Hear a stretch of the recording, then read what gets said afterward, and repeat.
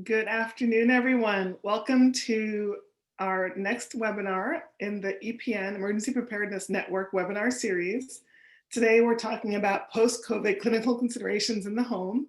And I'm really excited that Linda Justice Theodosio is our speaker. She's a division rehab manager at Viata and just an amazing human being. Let's move ahead. I wanted to take today and thank Dawn Seek. I'm not sure if she's on, but Dawn is the executive director of Minka. If you've been attending our webinars, you've heard me list her as someone you can reach out to if you have questions about EPN or about Minka. But I just wanted to take this moment and do a personal shout out and thank you for her leadership and her vision behind this webinar series, and just say that we're all really grateful that she is leading Minka and EPN. Speaking of EPN, the Maryland Emergency Preparedness Network is brought to you by the Office of Preparedness and Response at the Maryland Department of Health. So the Maryland Department of Health is supporting Minka and CNA Simulations VR, my company, to put forward this webinar series on issues that are important for the home care industry in Maryland during the COVID-19 pandemic. If you have any questions about EPN, if you'd like to get on our mailing list, if you'd like to join Minka, the Maryland National Capital Home Care Association, it's Maryland and DC's premier professional association or industry association for home care. That would be private duty home care, home health care, and DME. If you have questions about CNA simulations for education, you can always reach out to me, and let's keep it going. We have more webinars. You think the year's over, they're wrapping it up, but no, we're going strong. We just added 2 more. So next week on December 15th, Dr. Abrams will be returning to talk to us about caring for older adults with COVID in the home. So think about this webinar and the next webinar as a pair, where you'll really get to do a deep dive into the issues that are relevant for caring for older adults, both with COVID and post-COVID. And that will help you face this increasingly difficult winter with rising COVID rates and the twin pandemics of flu and COVID at the same time. On December 17th, we're having another CNA webinar, Caring for the Caregiver. We're going to hear directly from Ama Adepa-Grin, who's a CNA who's been working in home care for years and who's worked in home care through the pandemic. She'll share her perspectives on how caregivers can focus on self-care. On December 21st at 4 p.m., I'm going to talk about aerosols. You've probably heard about aerosols on the news. Well, what do home care clinicians need to know about aerosols? Because home care agencies have teams that are spending hours and hours and hours in the home with older adults who may or may not have COVID. So we'll talk about that on the 21st. And on the 22nd, we're having another CNA-focused webinar. There's actually a talk show called Let's Talk CNAs, run by Angel Jackson and Wendell Anderson, and they're going to have one of their talk show sessions as our webinar on December 22nd. It's actually going to be in the evening at 7 p.m. And they're going to talk about how CNAs can protect their clients from COVID-19 when they're not at work. And so we invite clinicians, agency administrators, and caregiving professionals all to come and join us as we close out the webinar series with this final talk. But today we are excited about Dr. Linda Theodosio. She's a physical therapist who specializes in rehab for older adults for 3 decades. She's just a home health care leader. I met her through her membership on the board of the Maryland National Capital Home Care Association. She serves on multiple boards. She's developed multiple educational programs for the treatment of older adults. She's a physical therapist with expertise in home health care, a clinical leader, and we are so excited that she's going to talk to us today about post-COVID clinical considerations in the home. Take it away, Linda. Thank you so much, Dr. Brown, and welcome everyone. This is really exciting. We have a lot of people on here today. I'm going to do my best. I'm going to share my screen here in one moment with my presentation.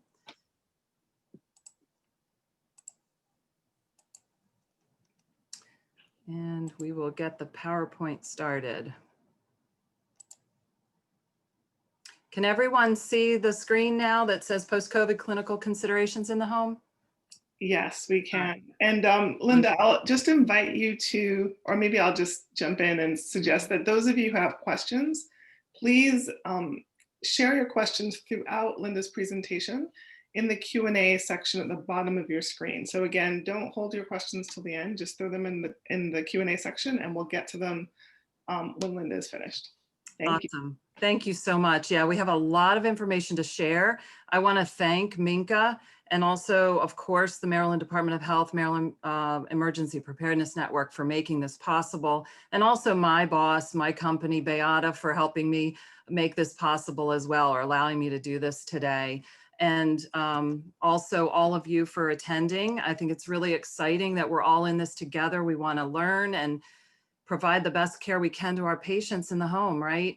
So the information disclosures today, the information is as current as it could possibly be. I was even checking sites yesterday. So you've got the most up-to-date I can provide you. Please stay abreast of all the information that's coming out. As you know, it's been changing constantly. It's kind of like being on a roller coaster, really. And last disclosure, there are no conflicts of interest or potential to benefit financially from the content of this presentation. So our objectives, they're listed here.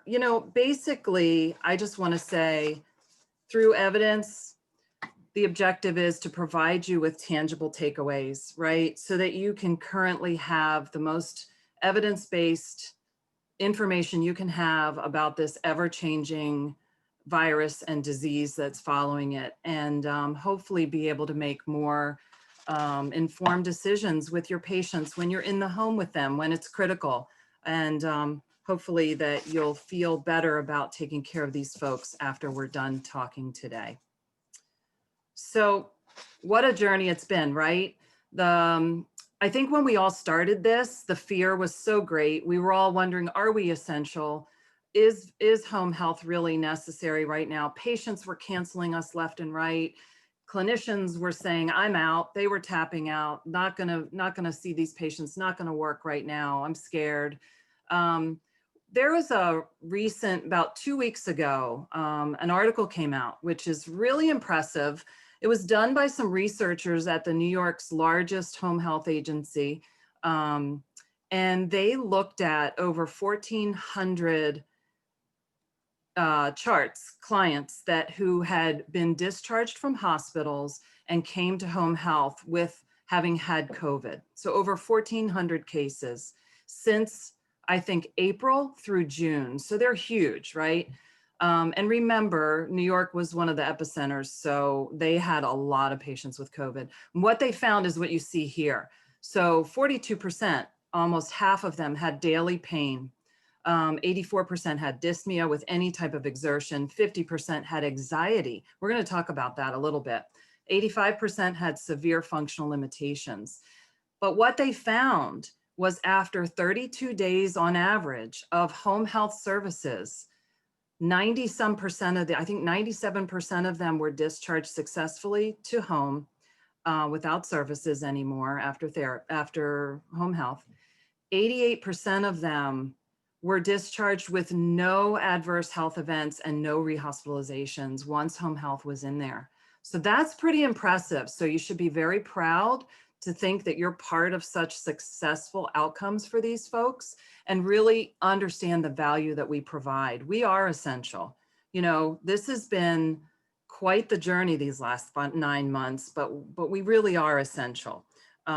So let's move on and talk a little bit about the pathology. You've heard a lot about this, but it is a virus, right? And it causes a restrictive lung disease. So I keep hearing on the news, the COVID disease, and I keep thinking, disease, it's a virus, right? But what they're finding is these long-term effects of this virus. So it enters the cells via the ACE2 receptors, hence why there's multi-organ involvement.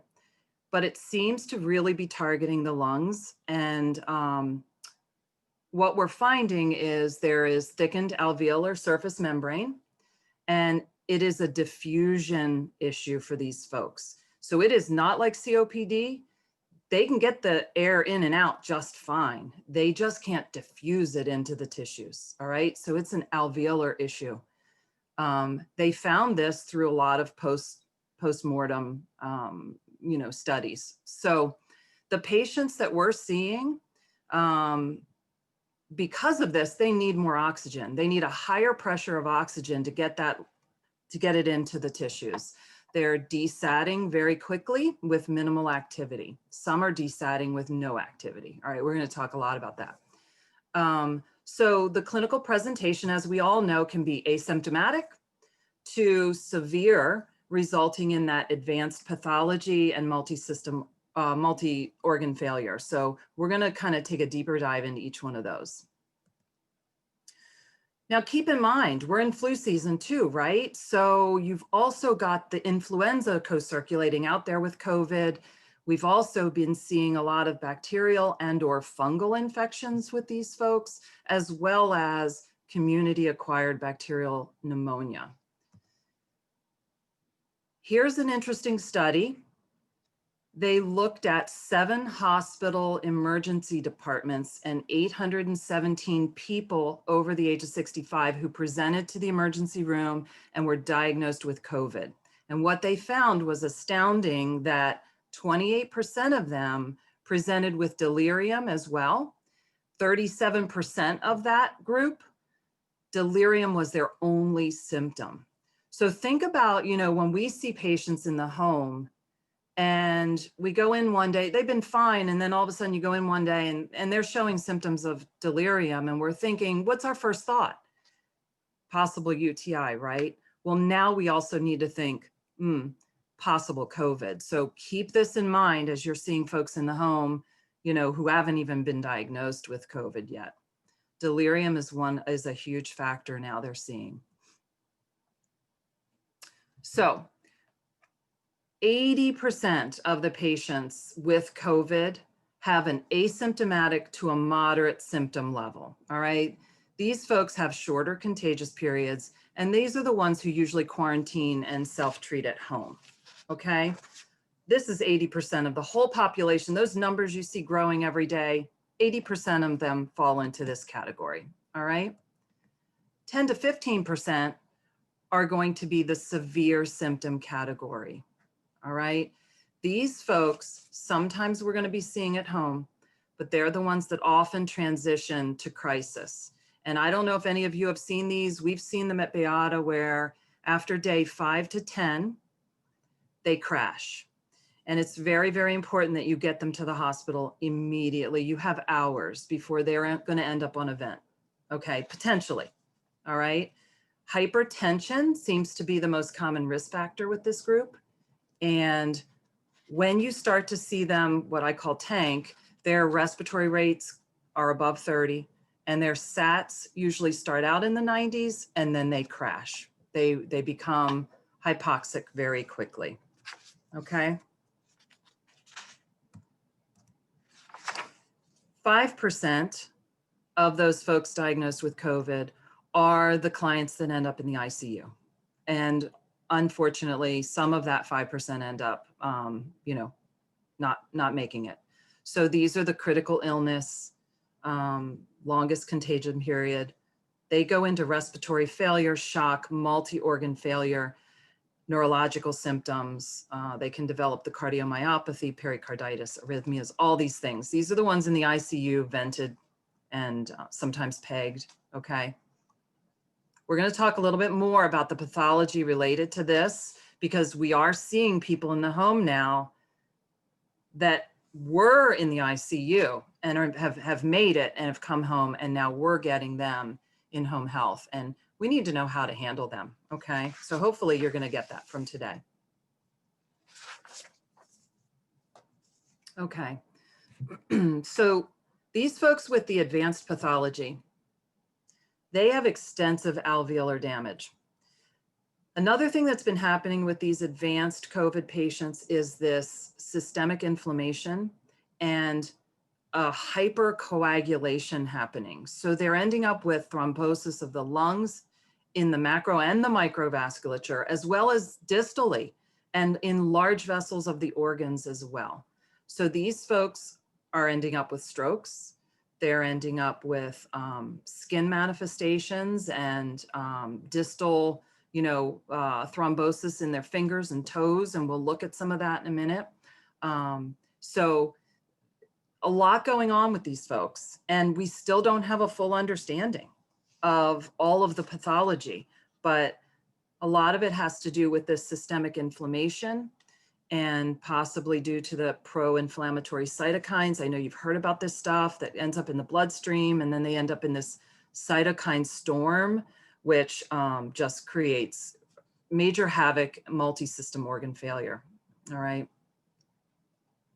So I think we all have heard who's at risk for this severe response to COVID.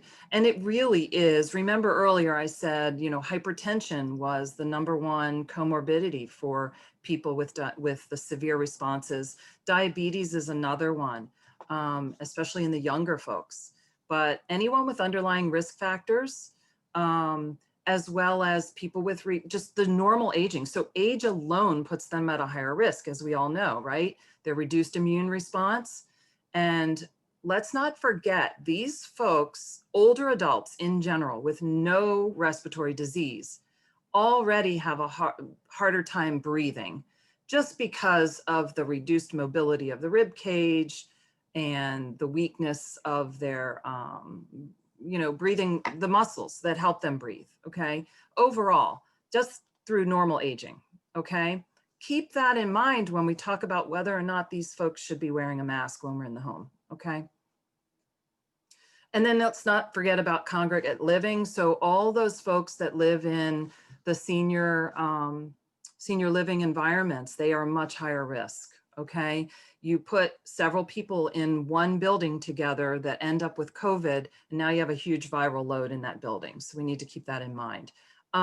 There is an excellent, and I wanted to highlight it here, an excellent presentation in the American Physical Therapy Association PACER series. They put together several webinars that are free to everyone. You do not have to be a physical therapist. You do not have to be an APTA member. It's available to the general public at apta.org. And it's under their PACER series, and it's all presentations about COVID. And this one in particular, I loved, geriatric considerations for COVID-19 by Suzanne Greenwalt. So I've got that in here, and you can reference that if you'd like to watch it. I thought it was excellent. So some warning signs. Again, we know some of this stuff already, but it's a review. The potential for some patients to rapidly deteriorate. Remember that day 5 to 10 after onset of illness. So we need to be assessing them very, very closely and have some quick critical thinking and quick response if they start to deteriorate. Keep in mind those days, 5 to 10. The median time to acute respiratory distress syndrome, those ranges from 8 to 12. So there's another little window of time we need to really keep in mind when we're working with these folks that are quarantining and self-treating at home. They may flip to crashing very quickly around those time frames. And silent hypoxia. This is something they're seeing a lot with COVID, and these folks look good, feel good. They really don't have a lot of dyspnea. They don't perceive themselves as being in danger at all. So what does that tell you? We need to be monitoring them closely with our pulse oxes. And these people are actually desatting into the 50s. And if that happens, that's the quick response you need to be making. You need to be calling 911 right away, okay? Because they could end up in event within hours, even though they feel good and look good. Some other severe abnormal responses to activity we're going to talk more about. It's that drop in systolic blood pressure and heart rate.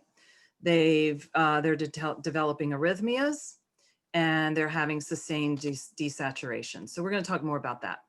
And remember, delirium might be their only symptom. So we all know we have to protect ourselves, right? Be smart about it. Use the PPE that your company is providing and recommending. Follow the CDC guidance. Use those universal precautions. Teach those precautions to your patients. If anything, I'm thinking that flu And the spread of COVID hopefully will be reduced in the future just because the general public now knows how to wash their hands and how to sneeze and cough properly, right? But what about masking our patients? So I've had that question a lot at our company, as well as Minka has gotten this question a lot. Should we be asking our patients to put a mask on when we're in their home, or should we be mandating it? Well, let me just say that the CDC recommends everybody wears a mask, right? But they're not considering that our patients are already compromised. So these are some things that I'm not telling you one way or another which way we should go with this, but this is some stuff you need to think about when you're considering asking your patient to put a mask on. Remember the normal aging process, okay? They're already working harder to breathe normally, even without a respiratory problem. But you want to think, does my patient have other comorbidities that a mask would be contraindicated? So I wouldn't put a mask on somebody with COPD or interstitial lung disease, okay? Is my patient dyspneic at rest? Is my patient desatting during activity? Are they able to successfully breathe wearing a mask at rest? Can they tolerate it? Do they get anxious? Some of us get anxious putting a mask on. So you need to look at that with your patient as well. And are they able to tolerate a mask and perform the interventions during my treatment session without becoming distressed or hypoxic? And then there's the big question. You know, we need a doctor's order to put an ice pack on somebody. Do we need a doctor's order to ask the patient to put a mask on? Okay, and I'm just going to leave you with those thoughts. So now what we're really here for, right? We want to talk about, so post-acute COVID, what do I need to do in the home? All right. These patients are facing a lot of multi-system involvement after their acute stage of the virus. So one second. Here's some things they're looking at. They actually are seeing aerobic fiber muscle loss, so muscle wasting, diminished lower extremity function, very similar to post-intensive care syndrome and interstitial lung disease and post-sepsis. It's very similar to those presentations as well. They've got diffusion impairments in the lungs. They've got endurance and aerobic capacity impairments, rapid heart rate response to minimal activity, unless of course they're on beta blockers. They're dyspneic and decrease in oxygen saturation. And they may have vascular compromise, as we talked about a little bit before, and we're going to show you some of those examples in just a moment. All right. So I'm going to try to give you a little bit in each of these maybe system impairments as we go along here. So the respiratory presentation. These folks may have fluid in their lungs. They've got poor diffusion. You're going to hear me saying that the entire hour. It's a diffusion issue. Listening to their lungs, they could be clear in the large bronchioles, but they may have crackles or diminished lung sounds deeper into the lungs. So keep that in mind. They may have increased respirations to accommodate for their decrease in saturation, or they may be hypoxic. And we need to be making sure we are monitoring those respirations and their pulse ox throughout their treatment session. And the big question is, do I give my patient a pulse ox, or should they go buy one on Amazon? And the answer is, yeah, they should. If they've had COVID, they need a pulse ox, however you manage to get them one, okay? So let's look a little bit about the cardiac presentation now also. I'm trying to get my little notes here caught up. All right, so these folks are experiencing a high abnormal rate of rise in their heart rate, unless of course they're on beta blockers, all right? They're having a significant activity intolerance, maximum capacity with less stroke volume. And I just have here, remember, if they do have an active fever or low blood volume and they're dehydrated, they're gonna also affect their heart rate, okay? Not just the COVID.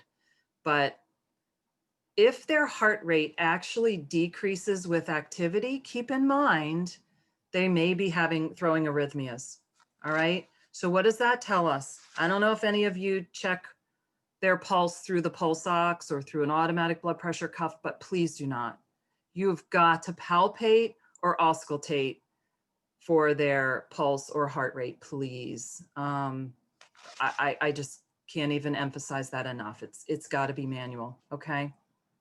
It's very critical for these folks. We need to know. All right. The other abnormal presentation is through blood pressure. So they're going to either have an unusually high rise in their blood pressure with minimal activity, or they're going to have a drop in their blood pressure. And we're going to talk about that in a moment. These folks are also experiencing orthostatic hypotension. So please, please, please check this with your patients. Don't just go by the symptoms or their complaints of lightheadedness. Please check orthostatic. If they have it, they're going to drop within 5 minutes of standing or sitting, and their heart rate's going to rise. All right. So to compensate for it. So if their heart rate doesn't rise, that's a dangerous situation, right? And now let's talk about that exertional hypotension. This is the drop in systolic blood pressure during activity.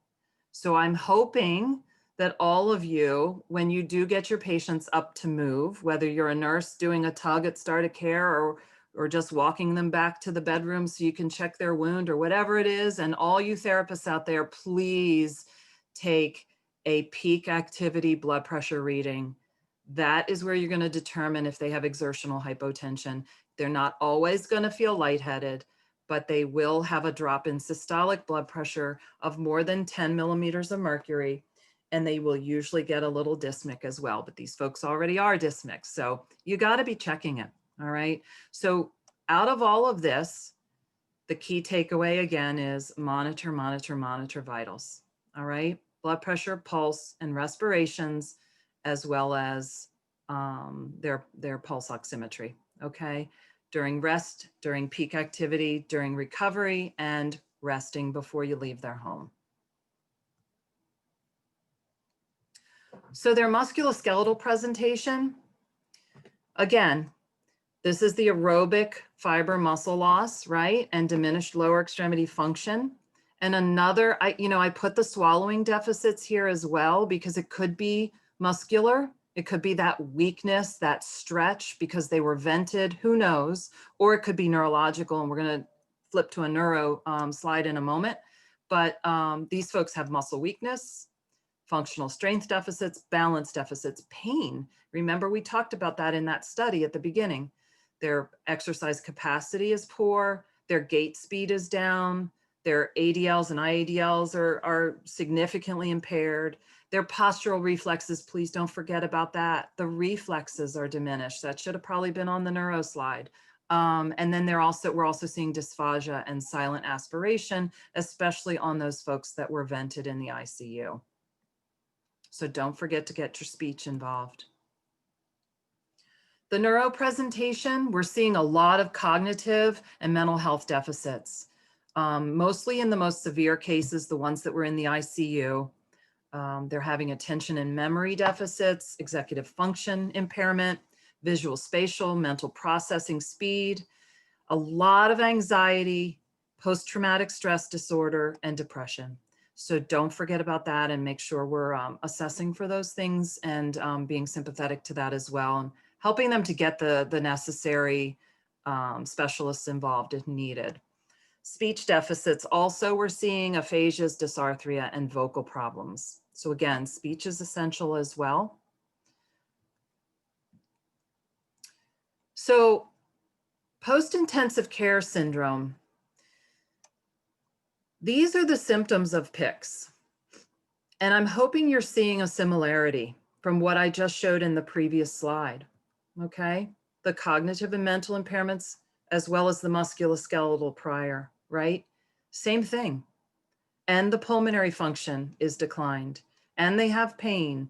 All the same things we're seeing post-COVID, we're seeing also are symptoms of this PICS, which is the post-intensive care syndrome that exists for people that have been in the ICU anyway. So COVID is mirroring that. This is also similar to post-sepsis. So keep this in mind with your folks. It's similar stuff. And we'll talk a little bit about recovery with these problems as well and how long that takes. The other thing, because we talked about the hyper-coagulopathy that these folks are seeing in the severe cases, they're having circulatory and skin presentations, all right? And these are why. We talked about that a little bit already. The main thing I want to show you are these purple mottling skin and the purple toe lesions and the multitude of rashes. They can be raised, they can be flat, all kinds of things. And they're also seeing necrosis. So please, your takeaway here is you have to assess the skin and try to identify it appropriately. We're going to look at this now, and I should have given you a warning for anybody that's queasy, but here are some of the rashes. All right, this one's raised, these are not. Here's that purple mottling. But I want to talk about this right buttock. All right, on day 1 in the hospital, this patient presented with this lesion. Okay, and on day 3, it spread from the right buttock all the way through the coccyx, sacrum. It got larger, obviously, and now they have this necrotic space here. And the reason I said identify it appropriately is just be careful you're not calling this a pressure wound, all right? These manifestations they're seeing are not necessarily over pressure points. So this is a skin manifestation from COVID. This is not a pressure injury, all right? And here are what they're calling COVID toes. These are a definite manifestation they're seeing, and they're saying that this is due to that coagulopathy problem they're seeing in toes and fingers. All right, just something more to be aware of. Not that we're necessarily going to do a whole lot about it, but this is what the manifestations we're seeing with that severe pathology. So some treatment considerations based on all of that information. What do you need to think about as you're treating these folks? All right, hopefully you're getting it now. Monitor, monitor, monitor, pulse ox, vitals throughout the session, okay? All right, mobility is medicine, one of my favorite lines, okay? We know that getting people moving improves a lot of things, right? Blood sugars, cardiovascular function, endothelial, right? Decreases chronic inflammation, regulates hormone levels, all of these things we know, right? So we've got to get them moving. So therapists, we are essential in the early phase of the rehab of these folks, okay? Don't forget about metabolic equivalents. And I just put this up here because the main thing I want to say about this is look at household walking level. This is the amount of oxygen utilized to complete a task, right? The metabolic equivalent. So this is for normal adults. Household walking is 2 METs, but keep in mind that our folks that are post-acute COVID, household walking to them might be equivalent to stair climbing, the MET level for stair climbing, or maybe even biking or running, all right? That's how they feel. They might be, their MET level for just household walking could be a 7 or an 8, all right? So just keep that in mind as you're working with these folks. Activity tolerance scales such as the Borg rate of perceived exertion. There are several dyspnea scales out there. I just put these up here. I know they're a little blurry. You probably can't see them the greatest, but they're not validated yet for people with COVID, and they're definitely not going to help you for those people with silent hypoxia. But I still encourage, and so does the core measures group that developed some of the evidence-based testing for these folks. They still encourage that we use them because it will help to teach these folks how hard to push and when to stop and rest, and based on how they're feeling. So you want to keep them somewhere between that moderate to somewhat hard level of activity on the RPE scale, and the same with how difficult they're breathing, all right? Teach them how to pace themselves using these scales as best you can. That's what this slide is talking about, but just keep in mind those with silent hypoxia, it's not really going to work because they're not perceiving that they're having any problem, but they do tank very quickly. All right.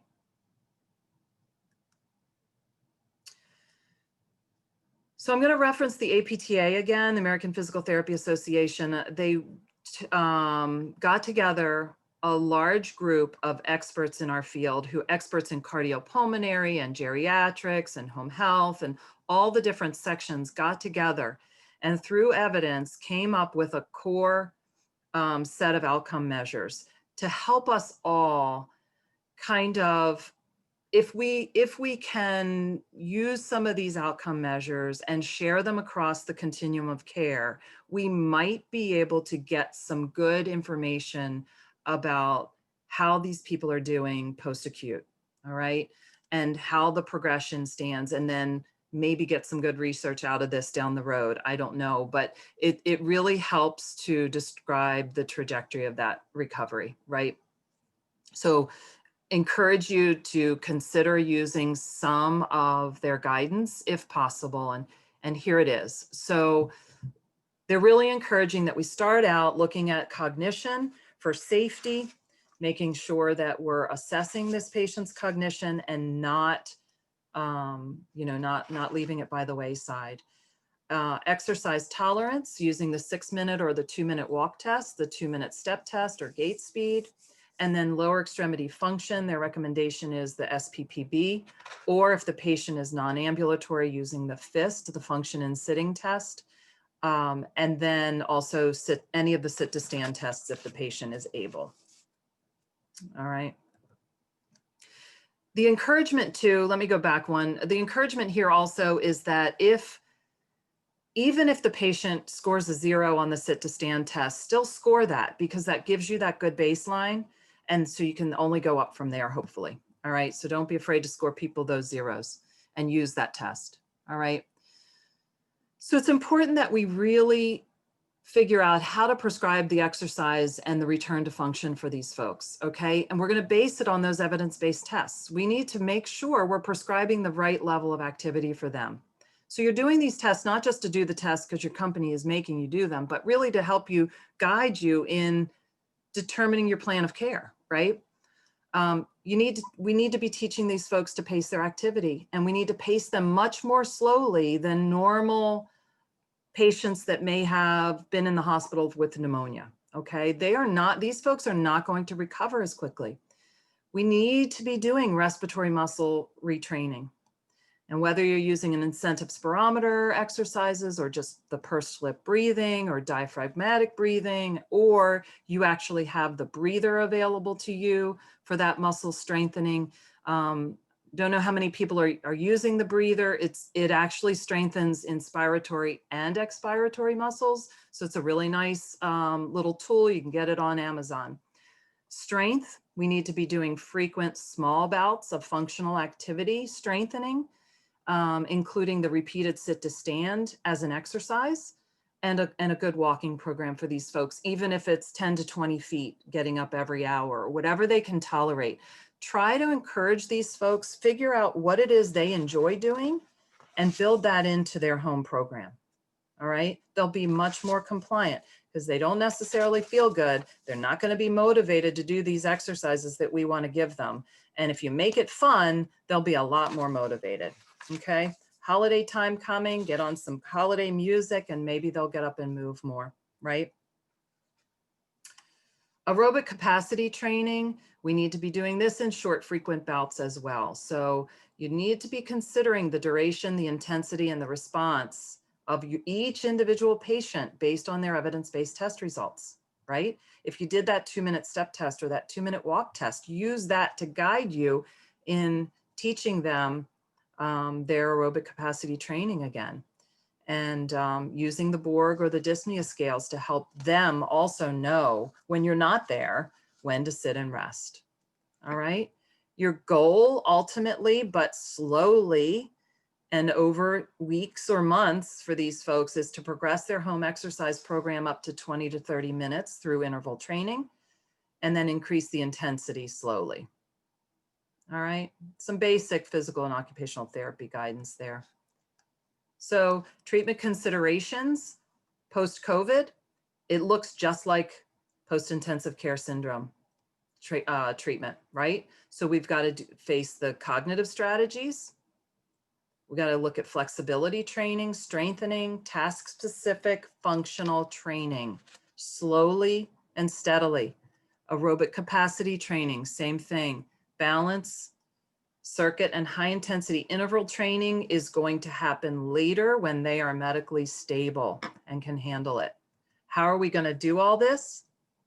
We're going to do it through monitoring their blood pressure and heart rate response, and don't forget their pulse ox responses, okay, their saturations. Let's talk a little bit though about the normal response to exercise. So normal blood pressure, you really shouldn't get much of a change, maybe a slight rise in their systolic with activity. Diastolic should stay about the same, all right? It's gonna rise a little bit more with upper extremity exercises, not more so than lower extremity, and a higher rise with static exercises rather than dynamic. So if we're concerned, we need to be doing much more lower extremity and dynamic exercise for these folks, but monitor them closely. All right. The abnormal responses, we talked about it. It would be a rapid increase in systolic or a steady mild rise in diastolic. And then extremely abnormal response is that drop in systolic. So do you stop moving these patients? Do you stop exercising them? Absolutely not. You pace them more slowly and you reduce the intensity of the activity. Because what might seem very mild to us could be, you know, like they're running a marathon. All right. Don't forget about orthostatic hypotension. All right. You need to work on being upright more and increasing their fluid volume. If they've got exertional hypotension, you need to have them rest until they recover so their blood pressure comes back up. Contact the MD, let them know it's happening, but do you stop? Nope. You continue to work with them with more episodes of recovery. And once the blood pressure comes back up, you can continue a little bit more during that session. But understand that their heart is not accommodating to the activity the way it should. So we need to go more slowly and lighter intensity in our activity. Okay. All right. Normal oxygen saturation response, it should stay about the same with basic activities. Sometimes the pulse ox will increase as they're breathing more deeply with more activity, but it really shouldn't change a whole lot. Abnormal pulse ox response is going to be greater than 4% point drop, or it goes below 90%.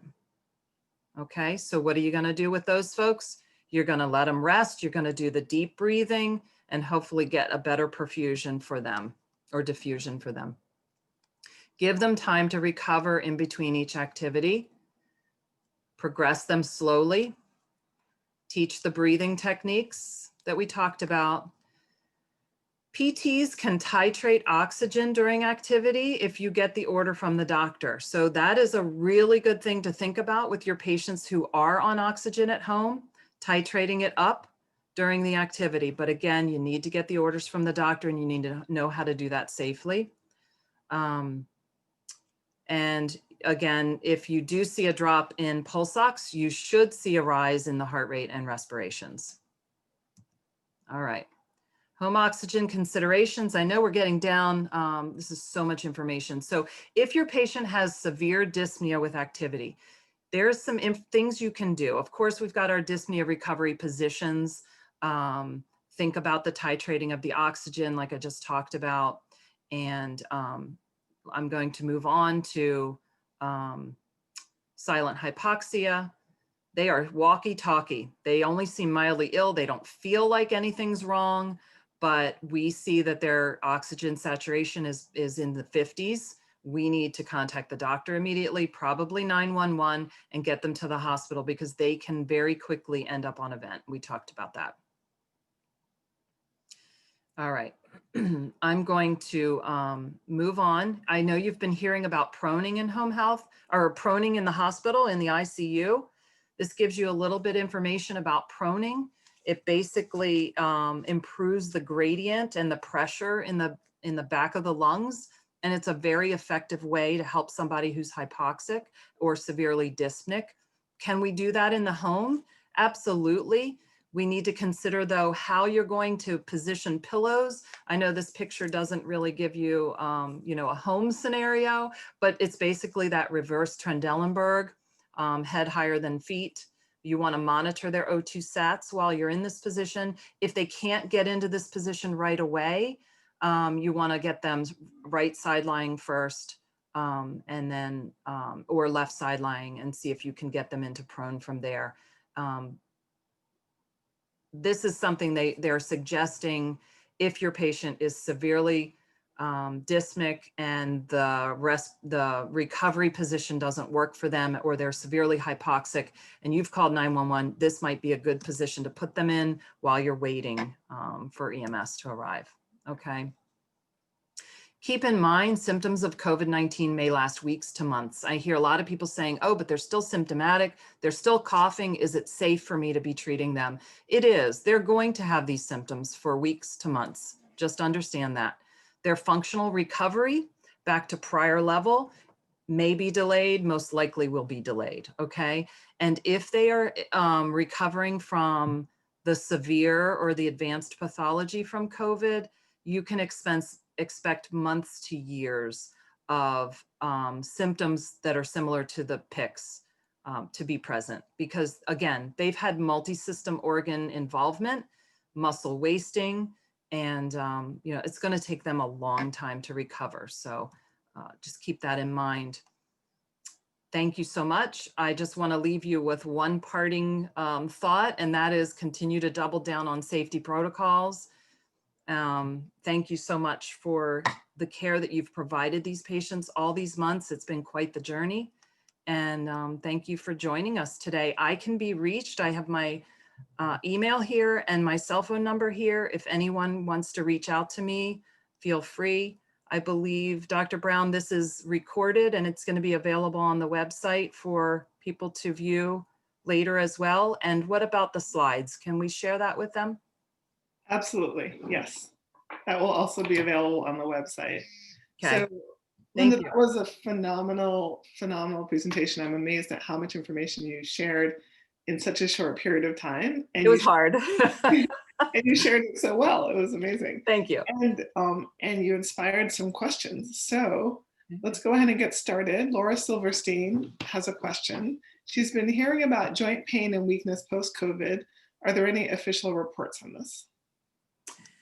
Thank you, Laura. If there are, I'm not aware of them. I know that pain has been a significant consideration and is present in a lot of these folks. Anything more specific than that, I haven't seen. Are you talking about the ones coming out of ICU that were like the severe pathology? I'm thinking that's probably what it is. And let's keep in mind they haven't been moving, right? And how much did they get them moving while they were in the hospital? Who knows, right? I don't know if there's actual joint pathology that's happening. That may be information to come. Okay, great. Let's see what Julie Mills would like to know: the long-term impact of smoking for someone who has mild to moderate symptoms. That sounds like a great research opportunity for someone. I don't know. Honestly, I don't have an answer there, but that's a great question. And, I'm really thinking we're going to start to see a lot of research coming out. The immediate research that's been done, other than the one that I showed you from the New York Visiting Nurses Service of New York, the rest of the research that I've seen so far has been, unfortunately, on post-mortem, where they've found, the alveolar damage and some of the other things. So, or they've just been retrospective observational cohort type things. So I think there's a lot more to come as time passes that we're going to learn about this disease. Yeah, great question though, Julie. Thank you. it is. And I agree. There hasn't been enough time to understand the long term. No. How do you measure peak activity blood pressure? Do you use an automatic blood pressure cuff and turn on while walking or exercising? Great question. I'm not a fan of the automatic blood pressure cuffs. So, I mean, if that's the easiest way for you to do it and to get compliance, that's fine. I have the patient, when they feel they're working hard, then that's when I have them stop and I take their blood pressure. And as long as, and I do it manually, but as long as you do it within, a minute or two, you're going to be okay. All right. These folks are not going to recover that quickly. So you'll be fine getting the peak at that point. Fantastic. Thank you, Linda. So let's open up the Q&A for any new questions for Linda Theodosio on post-COVID clinical considerations in the home.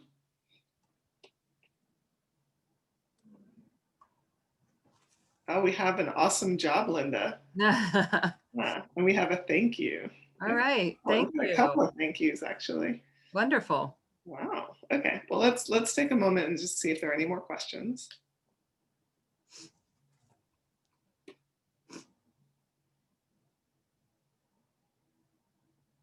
I have a question, Linda. Okay. So in your own personal practice, what has surprised you the most? Like the one thing that surprised you the most that was, oh wait, maybe my question will be subordinate. We'll delay my question for the anonymous attendee who is asking if there's research backing the claim that people with I guess blood type O are somewhat protected. Oh, again, you guys are smart. I have no idea. I've heard some stuff about blood type. I'm not sure how valid it is, whether it's on the hypothesis end of the spectrum or on the proven side of the spectrum. I don't know either. I'm an O type and I got COVID, so I can't tell you. Oh my goodness. Well, I can actually flip my question. So my question was, what did you find most surprising in your practice? And then also, what did you find most surprising as a patient about COVID personally? Wow. So most surprising in the practice, that's a tough one. I'm going to say the vast involvement of the multi-system involvement that these folks are facing. And it doesn't seem to be just because they were sick and inactive, right? We know that, 1 day in bed takes 4 to 7 days to recover, right? For older adults, it's way beyond that. These folks have actual, wondering if the virus is actually attacking all of these systems, or are these other problems that they're having just secondary, and that's what we don't know, the whole pathology. So I think I found that most interesting and most surprising to me, because when it first started, we were all thinking it was just like a viral, upper respiratory involvement. And then as time went on, we're seeing all these other systems of involvement. And that's where it's really kind of frightening and challenging at the same time. For me, the biggest surprise was how long it took me I'm a relatively healthy, I don't have any other comorbidities, I'm fairly active, and how long it took me to feel better as a normal, healthy adult. Mm-hmm.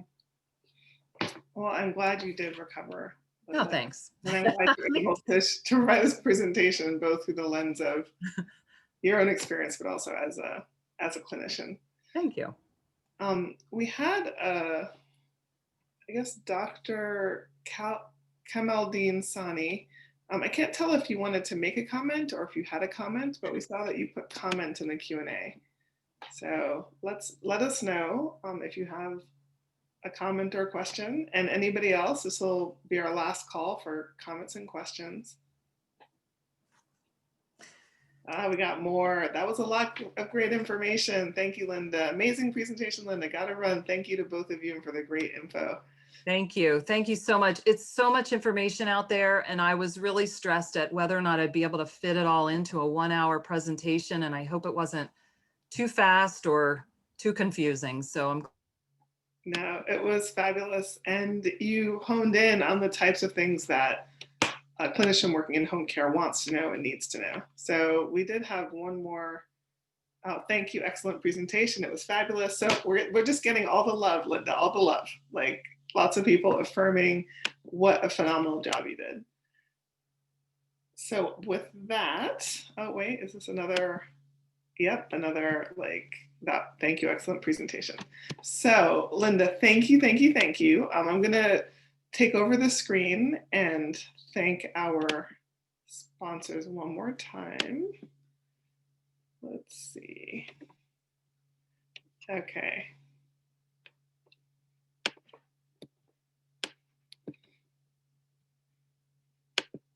All right. So thank you, Emergency Preparedness Network. Thank you, Minka. Thank you, my company.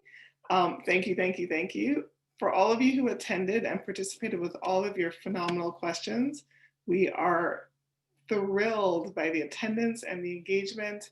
And again, keep us in mind for the upcoming webinars. We have 4 more. 2 of them are on the website. You can register today, and 2 of them will be on the website by the end of this week. Again, that website is mdemergencyprepnetwork.com, and just go to the events page. All right, thank you, everybody. Have a wonderful weekend. Bye-bye.